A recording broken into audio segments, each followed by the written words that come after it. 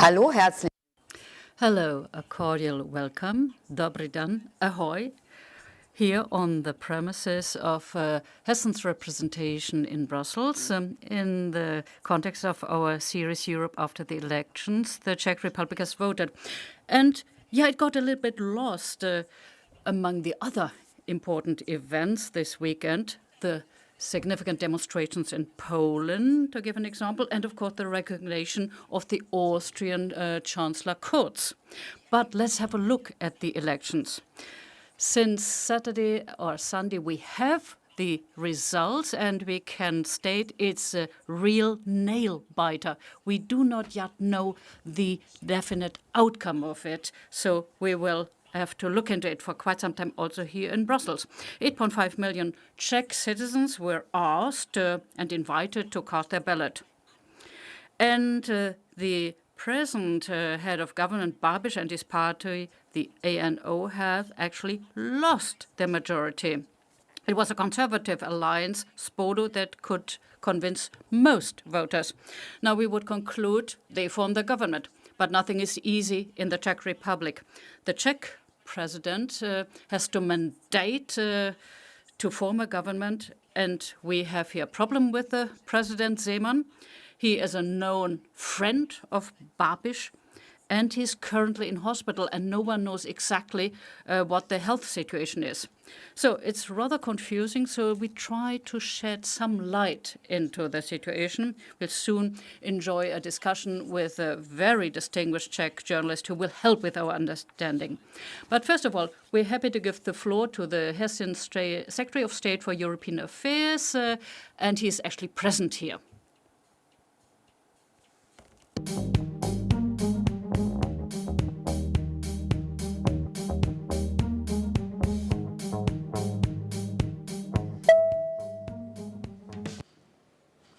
Weinmeister. Mr. Weinmeister, it's fantastic to see you in Brussels again. An initial question. Do you remember any event where the outcome was so unknown who would form the next government, maybe putting German elections aside? Well, yes, Mrs. Engel, I would remember here the Bulgarian elections in their second edition, where afterwards no one could tell you what happened next. And Bulgaria will have another edition of their elections this year. So I would say it's a situation I seem to recognize. So let's have a look at what happened in the Czech Republic. Ladies and gentlemen, I give you a cordial welcome on the occasion of this event here in Brussels. The Czech Republic has voted. And you heard Mrs. Engel. The present Prime Minister has no longer the majority with his party. They lost, not a lot, but they lost, given the scandals of recent years. So it's, in a way, an astonishing result. And then we have the conservative alliance, Spolu, with a thin majority, but a majority nevertheless. And together with the party of the Pirates and the Mayors, that's the other alliance, to be precise, together they have a majority of 108 seats. Interesting question. What will it lead to? President Zeman is ill, obviously. Unclear what happens with him. And it's also not important to see what happened else with the parties in the Czech Republic. The coalition partners so far of Mr. Babiš, the Social Democrats and the Communists, have lost. They are no longer present in the parliament. In other words, the whole left wing we used to see in the Czech parliament has been marginalized. So the question is the following. Even if President Zeman would mandate Mr. Babiš to form a government, then it's an open question with whom he could form a government. Very exciting questions, and we in Germany, a direct neighbor to the Czech Republic, feel, of course, concerned and interested. And now we are happy to have Mr. Victor Daněk from the Czech radio, and he will give us his insight and understanding of what happened during the elections in his country. And I'm very happy to see also Gudrun Engel as the TV correspondent of WDR broadcaster. She will moderate and facilitate the exchange. It will be an exciting exchange and a wonderful event. I look forward to it. Thank you very much, Mr. Weinmeister. Indeed, we soon will have our exchange with our Czech guest, journalist. If you desire to be part of the discussion, then do so. Write your questions or call us. You can write an email to streamline@lv-brussels, ue.hessen.de. You see it here in red, streamline@lv-brussels.hessen.de. And you can give us a call, 0032 472 030181. I repeat, to be precise, 0032 472 030181. And now, indeed, we look forward to the presentation by Victor Daněk. Roslas, I hope I pronounced that correct. That's a public radio station based in Prague. Reports on EU and NATO affairs for Czech radio listeners and also for readers, because they can follow all the news on the online daily news feed. Previously, he has worked as a correspondent in Warsaw, as a reporter for the foreign desk, and as a presenter of Europa Plus, so that's a sign, a weekly radio magazine covering EU affairs. He holds a master's degree in international relations and European studies, so this is one of the many reasons why he is our expert today, and he will present some facts and figures now on how the elections went in Czech Republic. Victor, please. Vielen Dank für die Einladung. I felt obliged to start in German because you're perfect Czech. Thank you very much. And yes, Czechia has voted, and what an election it has been, because there was a broad range of surprises. We can start just by seeing the results. So I hope we will see them now. Yeah. So this is it. We can see now the allocation in Parliament, but these are the results. We saw a surprise win of Spolu coalition, which is a coalition of 3 governmental parties that has been put together to challenge ANO movement of Andrej Babiš, the prime minister who has dominated Czech landscape for the past years. And now we see him on a second place with just 27% of votes. And he is now, as Mr. Weinmeister has explained, not in a position to form a government or at least a obvious government that would be possible to have. On third place, we can see Pirates and Mayors, which is the second voting coalition that has been put together to challenge also Mr. Andrej Babiš. The result for them is very surprising, because whole spring they were polling very high. They've been actually expecting that they could have chance to form the next government, which will not be the case, because their actual gain is, I would say, half of the possibility that they could have received, but they did not. I think we will speak a bit more in detail why that has happened.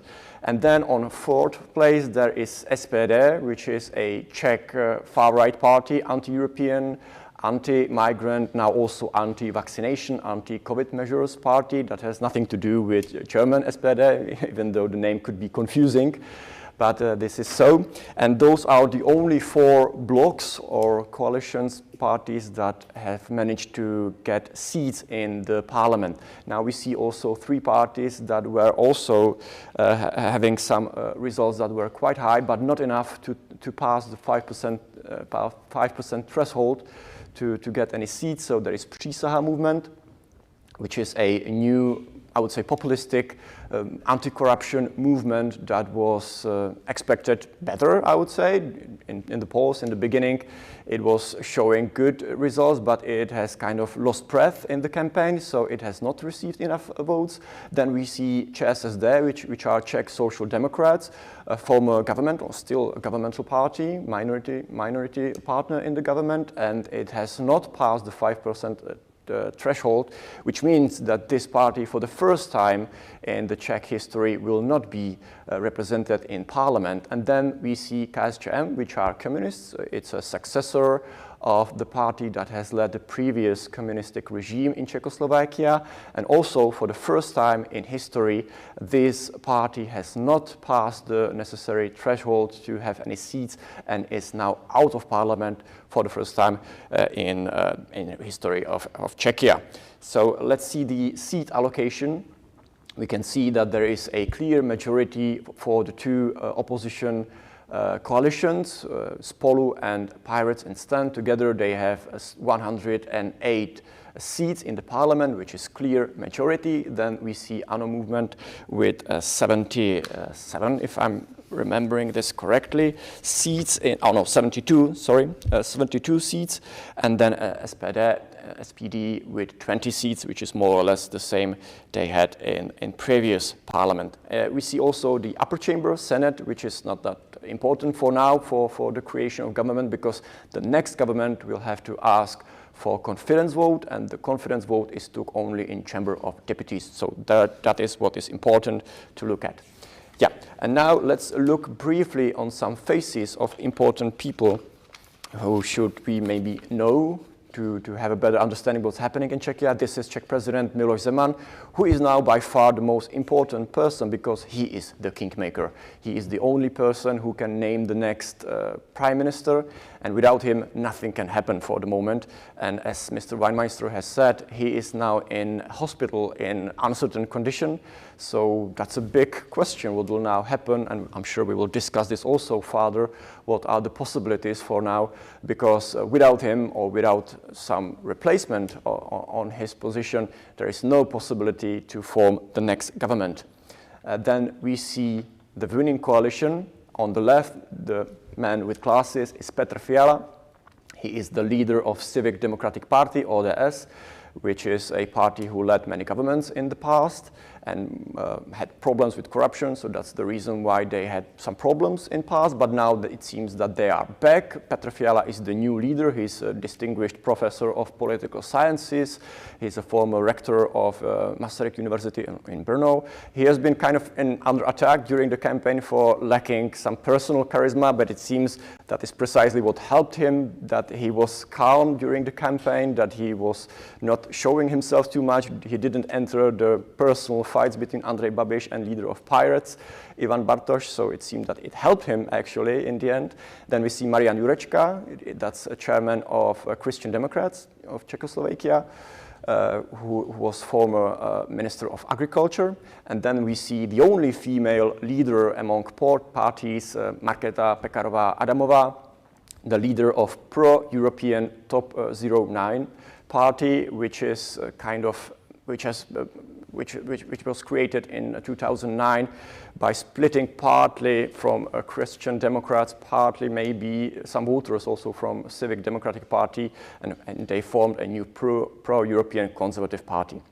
Then we see Andrej Babiš, Prime Minister, still Prime Minister of Czech Republic, leader and founder of ANO movement, anti-corruption movement that has been polling strong, but in the end his seats will not make it possible for him to form the next government because he is lacking coalition partners. Yeah.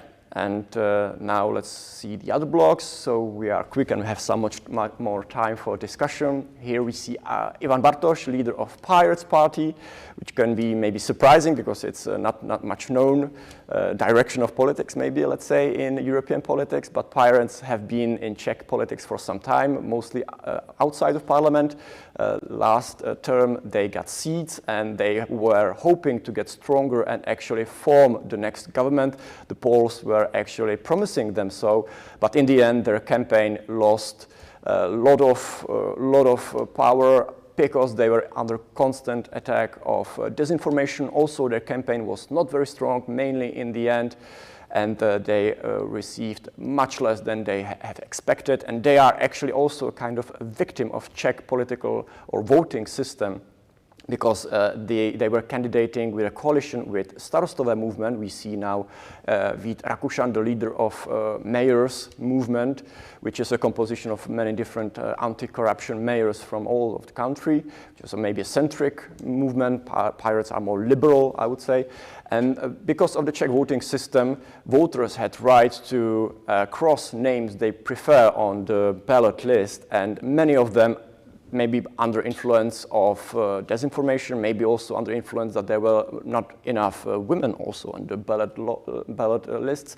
They crossed a lot of mayors on the list, and as a result, Pirates received just 4 seats in the government. So from a party that was hoping to form the next government, they received only 4 parties, in the parliament, in the lower chamber. So that's a big disappointment for them. And just quickly, the other movements and parties, SPD, Tomio Okamura, half Czech, half Japanese, stable force on Czech political system, receiving almost the same percentage of votes like he did previous election. As I said, leader of far-right, anti-European Union, anti-migrant, also anti-vaccination party. We see leader of Přísaha, Robert Šlachta, who is a former elite policeman from anti-corruption unit, who actually brought down the last government of Civic Democratic Party, at that time led by Petr Nečas, because of some corruption cases. And now he has entered politics quite recently. It's a very new movement that had a very fast start, but kind of lost breath, I would say, during the campaign, and did not manage to get any seats. We see leader Vojtěch Filip of Communists, Czech Communistic Party, party of Bohemia and Moravia. He, for the first time, as I said, will not receive any seats in the parliament, and they are now facing a big question: what is the future for the party? Because a lot of the voters of this party are getting older. The party is not receiving enough support from younger generation of voters, and now their future is very uncertain. And same goes for Social Democrats. He is leader Jan Hamáček, now the former leader, because he has already offered his resignation for his post. The party was, for not just this term, but also the previous term, part of the government with other movement, and this proved to be the big mistake for them, because a lot of the successes of this party was actually described to be the success of their coalition partner, other movement. A lot of voters of Social Democrats over the years has switched their alliance, and they have gone to other movement. So in the end, Social Democrats are now outside of the Chamber of Deputies, and they are also facing now tough questions. They have to find answers for what is the future of the party. So that's my introduction, and I'm looking forward for the discussion.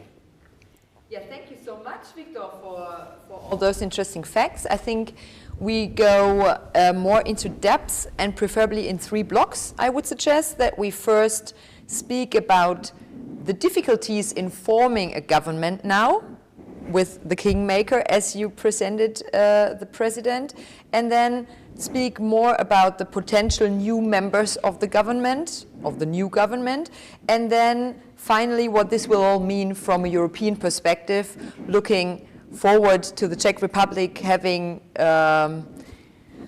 in 2022, in the second half, the presidency of the European Union. So to start at the beginning, we know who is the winner in numbers, but that does not make him the winner of the election, because, as you also said, Miloš Zeman is the kingmaker. He has to appoint someone, he has to mandate someone to build a government.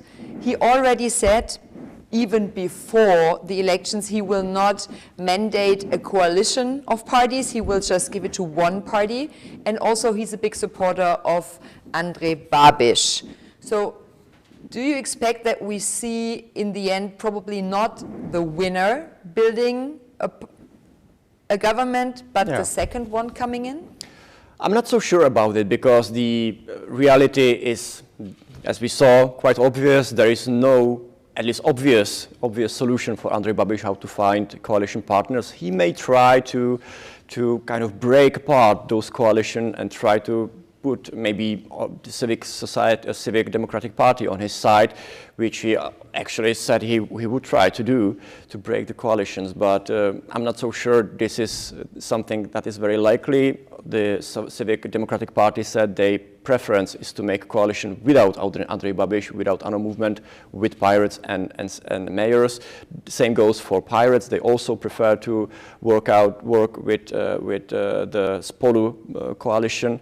So, and they are actually now in talks to form the government without actually being appointed to do so. But the next government is quite obvious what it can be if you look at the numbers. But as you rightly said, it's now up to Miloš Zeman who we will nominate. And yes, that's indeed true. In the campaign ahead of elections, he has said that he will nominate Andrej Babiš regardless of the results because he perceived those coalitions to be just as a deceit on voters. We have seen Andrej Babiš visiting Miloš Zeman, but after that, directly after that, Miloš Zeman went to hospital.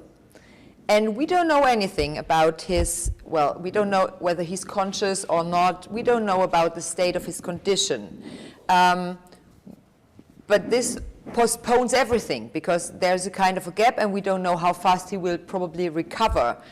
Do you think this is part of tactics? Yeah, it's very interesting because it seems that like it was not enough surprises in the election. There are another surprises happening now because Miloš Zeman left hospital just from this meeting with Andrej Babiš, which is very interesting. But nothing can be excluded. I can't exclude anything, I would say, because Prague Castle, aides of Miloš Zeman, his spokesperson, they are obscuring his state of health we do not simply know what's happening because they refuse to communicate.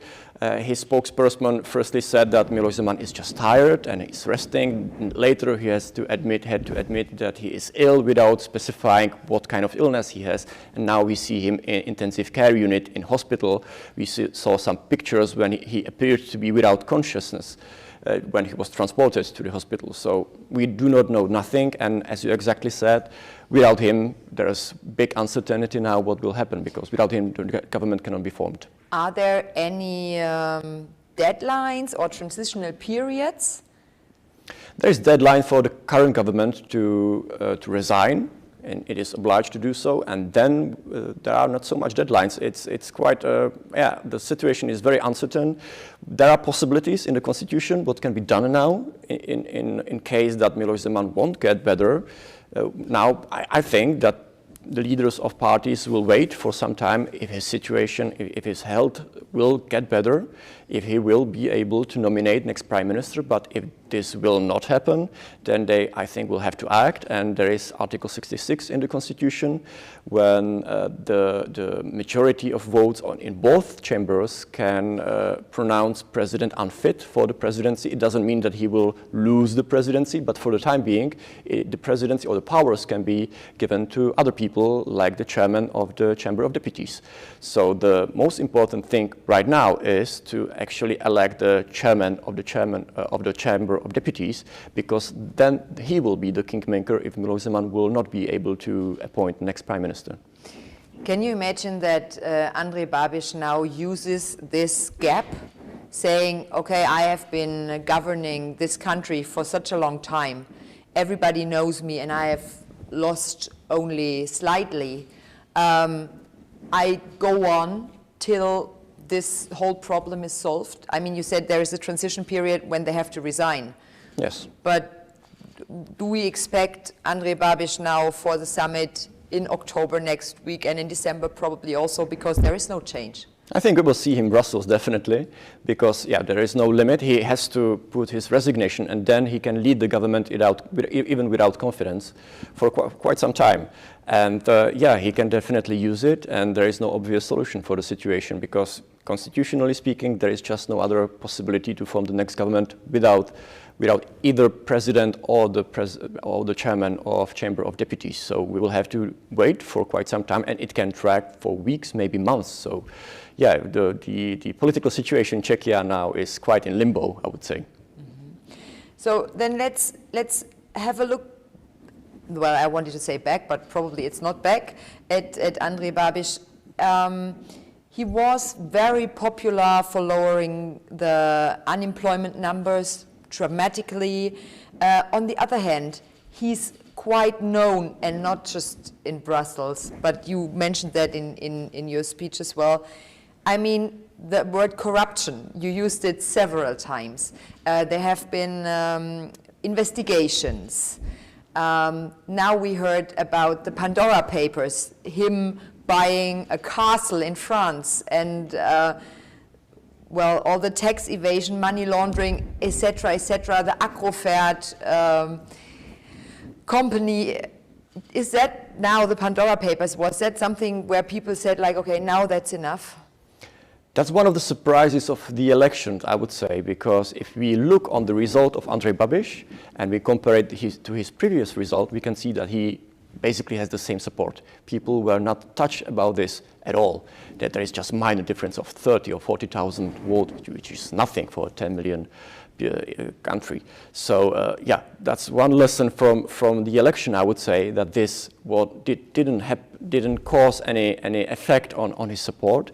And actually, if we count votes for the winning coalition and compare it to votes to Andrej Babiš and his allies or other parties that would be maybe in position to form a government with him if they would pass the threshold, and we see that it was very close, then we see that there is actually no majority of people in Czechia that want that change. So even though the winning coalition feel that they were given mandate to do change, they feel that people want change. I would argue that this is actually the case, and there are many reasons for it.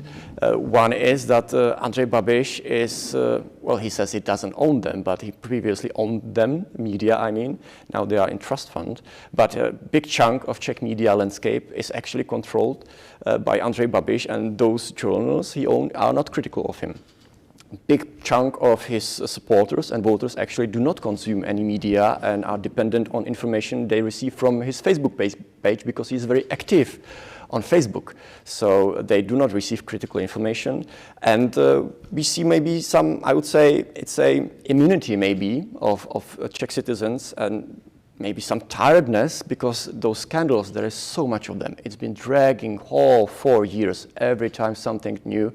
And I would say the Pandora Papers, the latest one, did not do much because it's just one of the many who would pay attention to this kind of accusations anymore, because Andrej Babiš never accepted any guilt in any way. So yeah, that's one of the many reasons why we see that his support is not changing at all. But isn't that a question of image probably also that you give to the rest of European Union or to the rest of the world, that you have this leader? Because the Pandora Papers were quite a big thing in Germany, and it was always made up with Andrej Babiš. So it was not about the guy from Saudi Arabia, etc., etc. It was about Andrej Babiš. So, but people in Czech Republic are not affected? Yeah, exactly. And yeah, I think part of the people are affected. Big part of the people actually is quite angry about the situation. That's why we saw the success of Spolu movement and pirates and mayors. But I'm just saying that the problem is, I think, that the people who support Andrej Babiš don't see this, and even if they see this, they don't see the alternative. Maybe they don't believe it. Maybe some of them believe, but they don't see alternative, and some are just satisfied with his social policy, maybe because pensions are higher, wages are higher, the unemployment rate was the lowest in the history of Czech Republic. So economically speaking, he was very successful prime minister because he was leading government in time of economic growth. That, of course, was true just before the pandemic. Then, during pandemic, everything changed, and that was the first time, actually, we saw his support to drop quite dramatically. And it was just because he was managing the pandemic very chaotically. There was chaos in measures, there were chaos in buying equipment. We still see quite low vaccination rate in Czechia. It's a result of the chaos, I would say. So this was the only thing that actually cost him some support. But during the campaign, he managed to get all those voters back. Also, with strong disinformation campaign, we should also say that, because there was a lot of disinformation, and pirates were the main victim of that. But we also see a rise of 4% on the turnout. would you say this is also a reason that more people decided to participate in the elections because they probably wanted a change? Yeah, but it goes the other way around also. More people wanted to change something, and more people also wanted Andrej Babiš to remain in power. So all the voters came to booths and voted, and that's true. We see indeed one of the highest voter turnout. It was the highest since 1908, I think, 98. Yeah. So yeah, the participation of voters is going up, and this is actually 64%. 64%. Yeah, and this is actually the thing that I think help the opposition coalition to win the election, because thanks to the greater, highest voter turnout, the smaller parties like Social Democrats and Communists didn't manage to skip the 5% threshold. If the turnout would be lower, they would enter Chamber of Deputies, and they would now probably have majority with Andrej Babiš, and they would probably would be able to form the next government. But now we have changed, so this was one of the main claims that evening from Pieter Fiala. There is change, we are the change. That was his claim in the press conference. So we have seen there are these three parties that form this Spolu together. But on the other hand, after your presentation, I wonder, what is the big change? What is the big difference? Well, we will see about that. It will be very interesting, because the next government, probable next government, will be composed of 5 parties. That's a lot of parties for government. So there is a huge, I'm not sure if expectation, but we can expect that there will be instability in the government, because it's a coalition that was brought together actually by Andrej Babiš, because they were simply wanted to get rid of him. But there are not so many topics that actually connect them. In a way, there is a lot of that connects them. In other questions, it's not, for example, gay marriage. There is a proposal for a law in the Chamber of Deputies that's waiting to be voted on, and this is a huge question that is dividing them. That we know the situation a bit in Germany at the moment. We have 3 partners who have commons, but also very big differences. But the question about the gay marriage thing that you just brought up, I read that this could be really the first country in the Eastern European Union that comes up with a law for equal marriage. Do you see that coming? That's the big question, because part of the government is Christian Democrats, and they said in the campaign that this will be a no for them. If this is going to pass, they won't be in the government. Then later they kind of step back from their statement and try to, they try to portray it like it wasn't that serious when they told about it. But yeah, this could be a question that actually can break the government. Maybe we will see about that. But Pirates and Christian Democrats are really on opposite sides on many issues. So if we see, for instance, this the guy from the Pirates, Ivan Bartoš? Ivan Bartoš, yes. So he with the dreadlocks and this anti-establishment movement. Then we have these 5 parties are so different. Do you think what brings them really together is to make the change away from Babiš? Yes. Or is there more that they can kind of relate to, probably? What could that be? I think the first part of your question is the case, because that was what it has brought them together. But we will see what will happen. There is a lot of issues that now need to be resolved because of the state of public finances in Czechia, for instance. The public debt is rising very rapidly. It is now projected to rise even more. Even the pandemic, it seems to be over. There is a pension reform that is waiting to be done for several years, and nothing has been done. There is a crisis on market with household and apartments. The prices are rising sharply, prices of energy, inflation is going up. There is a lot of issues that need to be resolved. A lot of the resolutions, a lot of the solutions for that will not be popular. And if there is a government that is destined to find the middle ground, the lowest common denominator, it seems to me that there will not be much political will to do, strong decisions. I think they will have to deal with, the middle ground will always force them to do the minimum, actually, not the maximum they could do. But you mentioned some of the issues already that have to be worked on. What if you speak to Czech people, what is the most pressing thing for them to be done? There are actually public research on that, and one of the topics that is always going very up or is falling very up is the prices. Prices are going up. It's not just apartments, it's not just energies, but also, for instance, in the sector of reconstruction of those apartments, many people bought during last months, and the prices are going up.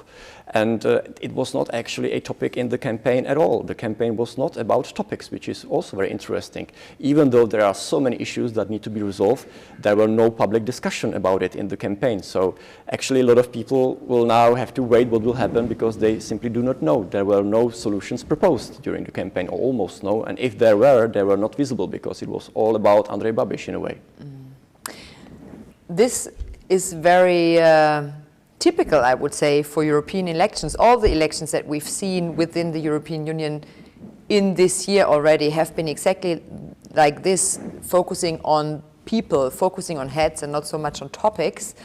But the topics are also the same all over Europe. We all have problems with high energy prices, with housing, etc. That brings us to the role that Czech Republic is playing in Europe.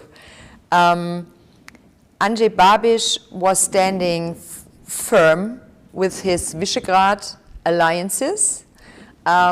So now this photograph occurred in social media also, where you see the 4 Visegrad leaders plus Sebastian Kurz, and now we crossed out everybody who has gone, and just Poland and Hungary are left.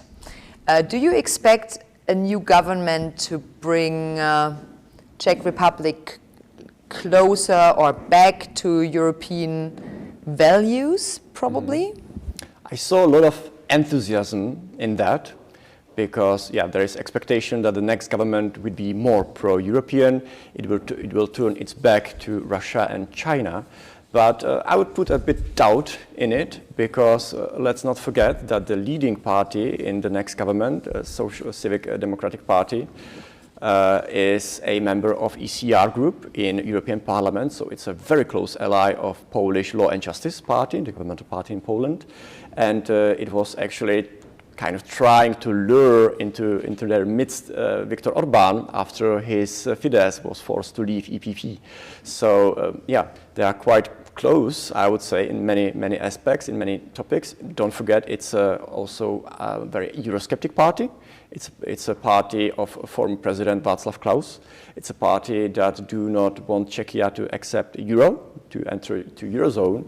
I would expect also in areas such as migration that the situation will also not change very dramatically. That's good, because we have a question on migration actually from Marion Finke from the European Commission, and she exactly wants to know what this turnout now means for the Czech way of looking on migration, and if it's possible that there is a change and Czech Republic is willing to take on migrants. Yeah, I would doubt it. I would doubt it because, yeah, if you look on the parties that are now have chance to form the next government, none of them was very open in this issue. None of them was willing to publicly say they want to accept more migrants, to be more open. Or the only party that maybe would be willing to do so were Pirates, but when they saw their polls going up, they tried to be more mainstream party, which is actually the thing that cost them many of the votes. And the leader of the party, Ivan Bartoš, who is a liberal by nature, said that he has a problem with an idea of Muslim Europe. So we will see about that if something will change, and because the campaign ahead of the election was not based on topics, we actually do not know what is going to be their stance on this. This is something the parties have to discuss now during forming the government, and then we will see actually what the change is going to be, but I would be doubtful if we should expect some big change on the area such as migration, but it's also other issues. Other issue could be, for instance, climate. Yes. So we've always met Andrej Babiš here. He speaks fluent German, which is quite nice for German journalists, and he always made the point that he thinks that, for instance, nuclear power is a very great thing for the Green Deal. It has no emissions, so we should all invest in nuclear power to bring forward the Green Deal, which he finds some allies in France, but the rest is not very happy about that. And we've seen that none of the parties is really a green party, whereas green parties in other European countries are quite on the rise. Is climate change not a big topic? And where would you say is Czech Republic positioned in the European context? Yes, it was not a topic at all, also in the campaign. And in the coalition, or in the 5 parties that are likely to form coalition, only, again, Pirates were the party who is feeling most strongly about this. They are advocating to fight more against climate change. They are actually greenish, kind of, because it's a party of a lot of IT experts. Ivan Bartoš himself has a PhD in IT science. But in European Parliament, they are a member of Green Alliance. So, yeah, they are kind of green, but they hold just 4 seats. They are really the smallest party in the next possible government. And if we look on the strongest party, which is again Civic Democrats of Petr Fiala, he in the campaign actually said that he is not so sure that climate change is caused by men, which is quite surprising for the next prime minister of a country that is member of the European Union, that is in the lead of fight against climate change. So I would be again very doubtful about any change in this area. And let's not forget that Czechia is simply a country with a lot of industry, with a big industry of car making, very dependent on Germany also, and that's just the reality. Any government that will be in position of power will have to deal with its industry, and that's the reason why I do not expect any big changes in that. Actually, when I follow what you're saying, it seems a bit like, yes, there is change. There's probably not Andrej Babiš anymore, but that does not definitely mean that's from our perspective, positive change. So, so it seems like you are closer within the Visegrad states concerning migration, concerning climate, where Poland is now hitting the brake a lot, etc. So, so this is a change, but probably, do you think we will all look back and think like, oh, probably we want to have Andrej Babiš back? Well, I don't think so, no. And I would say that there will be some changes. One of them is cooperation in Visegrad countries, because, as you said, Sebastian Kurz is now out of office. I'm not so sure if Alexander Schallenberg would be so different, but we will see what will happen in Austria because of the corruption probe. And yeah, we see Sebastian Kurz to be quite close to Visegrad 4. This may change now.